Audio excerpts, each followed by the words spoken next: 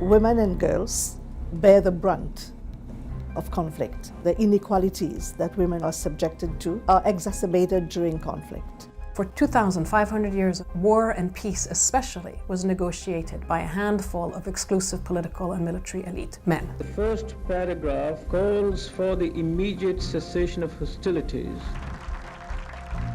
It was the end of the Cold War, a period in the 90s where we were beginning to look at the world from a standpoint of human security. The women's movement came to UN headquarters and said, we would like a resolution whereby women must be part and parcel of peace negotiation, peace building, and making sure that wars end.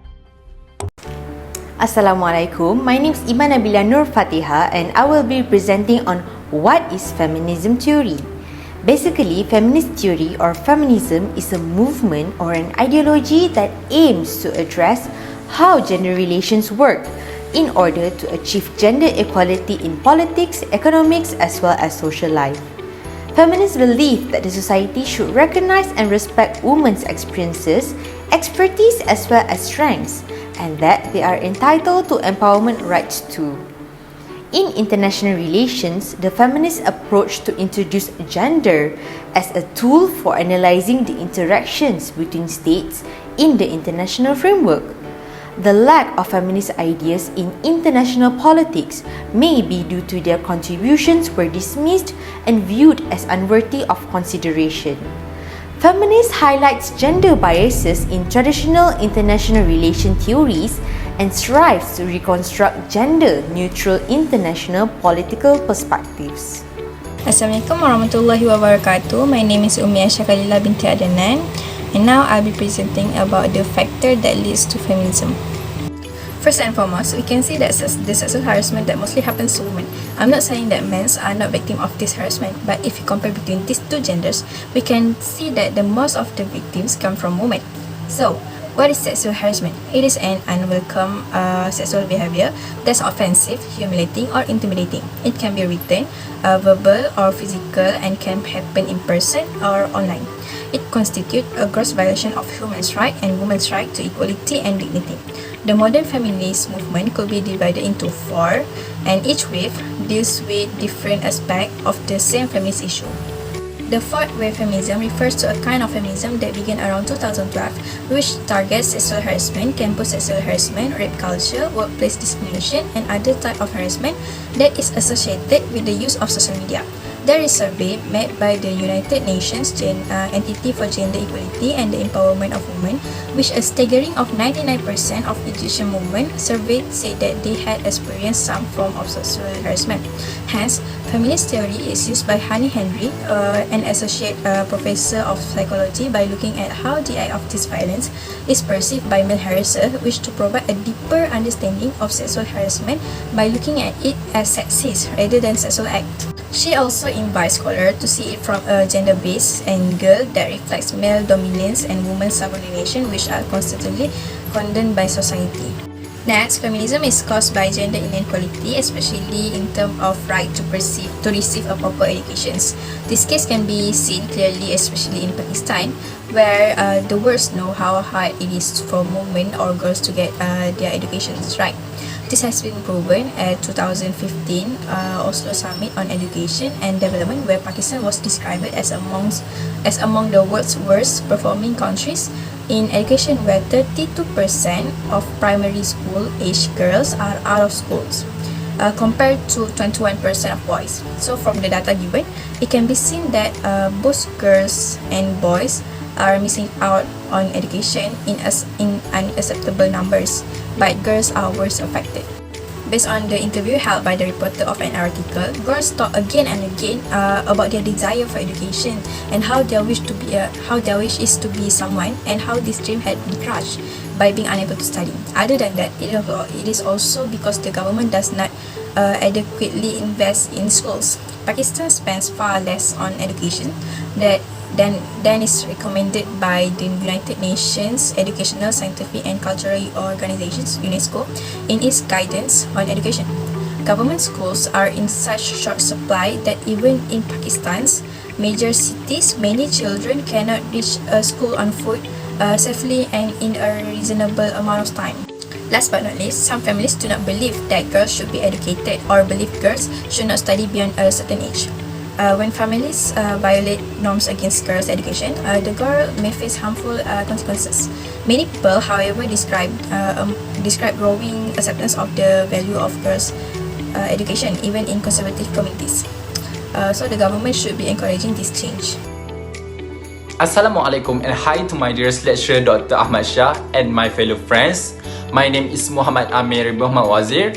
I'll continue presenting about another factor of feminism and explain a little bit about the feminism scholar. Oppression of professional women's rights is one of the major factors that leads to feminism. In the past, women were oppressed as they were not allowed to work outside and earning less wages than the men. The critical issues day by day started to burden as the women need to work in order to cover the family expenses. According to Linda Lowen, in Facts About Women earn 78 cents for every dollar a man makes. The feminism second wave took place in the 1960s and around 70s begins with Betty Friedan's, a famous author writing the Feminine Mystic book, which came out in 1963, gaining 3 million readers. Inspired by the civil rights movement, the Feminine Mystic gathers angry women protest against institutional misogyny that taught women their place was only at home. Due to the protest, Equal Pay Act of 1963 was introduced, which addressed the gender pay gap issue. Nowadays, women are no longer facing the oppression of earning less wages than the men. However, issues such as lower paying position, denied job promotion, denied pay raise, and denied training opportunity arise. Complications arise. Married women are facing difficulties to be hired as certain companies think that it's troublesome to deal with the maternity leaves. When it comes to feminism, a scholar named Elizabeth Cady Stanton is the one that we should be talking about.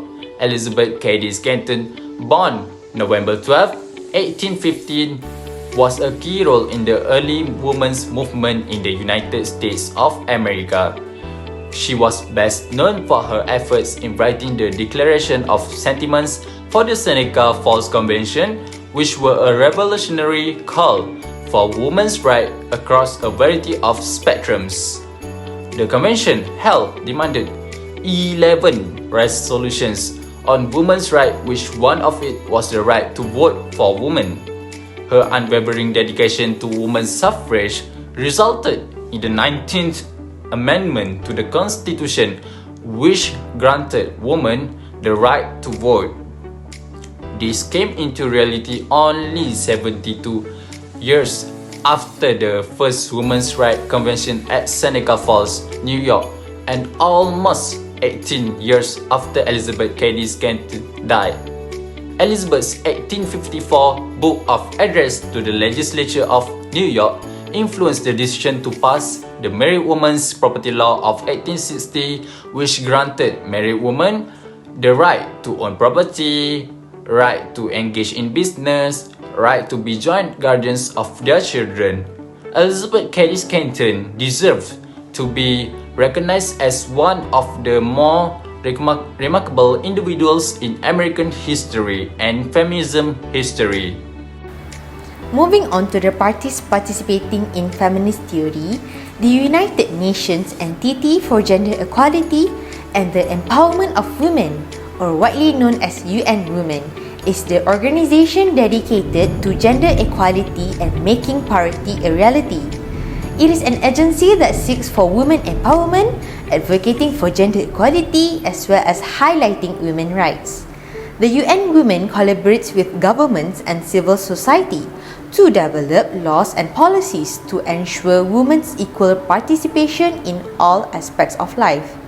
The flagship programming initiative were launched by UN Women as a way of recognizing the importance of gender equality and women's empowerment.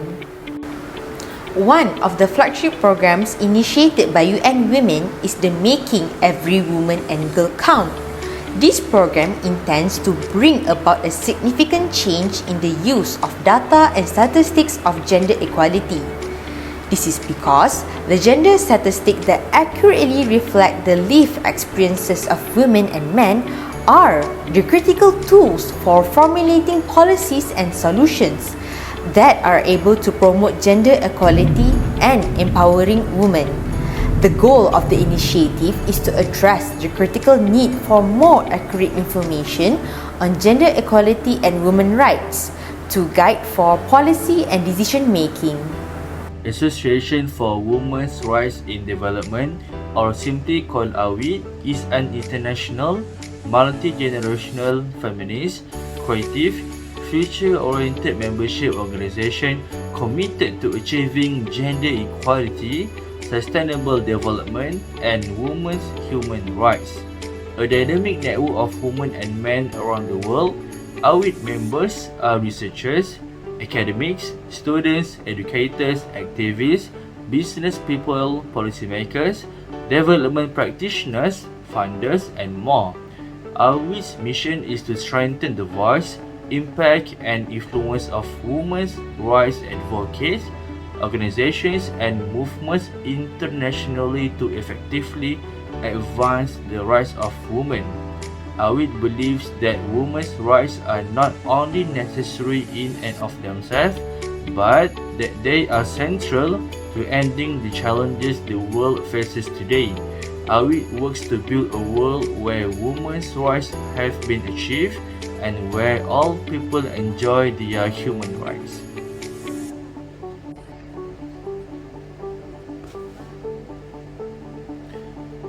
AWID participating in international spaces to advocate and present concrete policy proposals for women's rights worldwide. AWID contribute actively in processes such as the Sustainable Development Goals, the United Nations Post-2015 Development Agenda, the Global Partnership for Effective Development Cooperation, the Commission on the Status of Women, or CSW, and other fora, collectively strategizing with and amplifying the diverse perspective of our members and broader constituency. Assalamualaikum. My name is Nurjana Kristina binti Ahmad Fauzi. Now, I will explain about the suggestion in ensuring that the initiative could be continued in preventing the issues of feminism. The first suggestion in preventing the issue of sexual harassment is to strengthen the law. The first law is about the equality law. Equality law provides legal protection against gender discrimination based on sex in employment and employment-related areas such as education and training. Sexual harassment cases also have been covered under this law. In Australia, Hong Kong, Japan, and the Republic of Korea in the Asia and Pacific region, equality laws explicitly apply to sexual harassment. The law that must be strengthened is labor law. Labor law broadly defined to include employment-related acts including termination of employment, occupational safety and health, industrial relations, and workers' compensation acts, as well as offers substantial protection against sexual harassment. For example, Canada's Federal Labour Code states that all employees are entitled to employment free of sexual harassment. Some labour laws seek to protect women from dangerous or hazardous conditions, including sexual harassment, as the case in Nepal, in which creating a safe environment rather than restricting the freedom and movement of women. Thailand, provisions for the protection of women and child employees from sexual harassment have been included in the labor law. The law is increasingly being used to address cases of sexual harassment. In some countries, specific criminal provisions are included on sexual harassment. Some criminal provisions are appropriate to sexual harassment cases involving several physical abuse, such as crimes of rape, battery, or assault. Other criminal provisions may also be appropriate, such as indecent or immoral conduct law. Many countries, for example India, Singapore, Malaysia, Pakistan, Bangladesh, and Sri Lanka have provisions provisions in place for the crime of offending women's modesty or dignity. Acts of sexual harassment are also criminalized through other offenses. For example, hooliganism in China, obscenity and criminal intimidation in India. On this, the cases of sexual harassment may decline as the laws been taking over towards those criminals.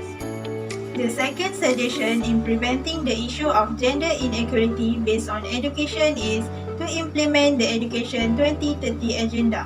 Gender equality is a global priority for UNESCO and linked to its effort to promote the right of education and support the achievement of the Sustainable Development Goals. The Education 2030 Agenda recognizes that gender equality requires an approach that ensures the girls and boys, women and men not only gain access to and complete education cycles, but are empowered equally and through education. UNESCO's work on education and gender equality is guided by the UNESCO Strategy for Gender Equality in and through Education and the Gender Equality Action Plan. It focuses on system-wide transformation to benefit all learners equally and supports targeted action for girls and women's empowerment across 3 areas of priority, which are better data, better policies, and better practices. Assalamualaikum warahmatullahi wabarakatuh. My name is Nur Syafiqah binti Nur Azman, and I will continue with the third suggestion on solving the issue regarding the politics are being dominated by men under the feminist theory, which is to encourage women leadership and political participation. How? By making a rule that at least 30% female are dominating or involved with politics. This happens as the society tends to vote for men during the election. If the minimum requirement did not meet, the political matter cannot fully function until 13% female involved. Ireland already implemented this kind of 30% mandatory in their country. It is very important to give women higher position in politics because women also can compete and give quality outcome just like men. The easiest example is Jacinda Laurel Ardern as the 14th Prime Minister of the New Zealand, which shows many of her achievements, especially her achievement in ensuring the pandemic under control in her country, and shows that women also can be a great leader in any aspect if they are given the opportunity that they deserve and for them to shine. The last suggestion is to enact legislation to protect women's rights. This is because of the oppression of professional women's rights. The explanation is women are being treated more indifferently than men, means that they are not treated equally because of the old-fashioned thinking that women must know their place and are not entitled to work with professions that are mostly being dominated by men, such as engineering, which is why the oppression of professional women's rights needs to stop by making sure there's a law protecting women's rights, as women also can do things just like men, in which women need to have equal rights and not be biased against gender equality. That's all.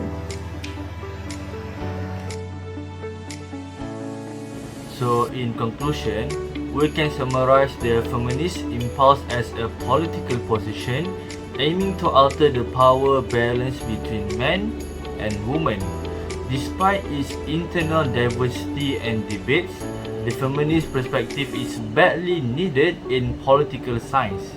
In the future, feminist political science will need to engage fully with questions surrounding the formation of masculinities reflected in the growing body at literature and research, without losing hold of its original political commitment to women. The feminist perspective, for its part, should be able to give theories of complex interdependence and institutional change, more gender-conscious formulation, and also to criticize the gender bias to be found in conceptions of interdependence and institutionalization created by men.